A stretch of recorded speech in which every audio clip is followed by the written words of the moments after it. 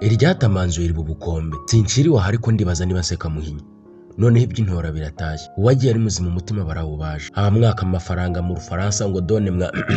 na Kongo nahuye n'akabazo ese we yarembye atakira nde ahiyo mu Buraya na Amerika ntimugira ngo birirwa bamisha amafaranga ariko nta wabarenganya da n'ubundi mwatsinze akabira mwabuzwa nande gusabiriza aha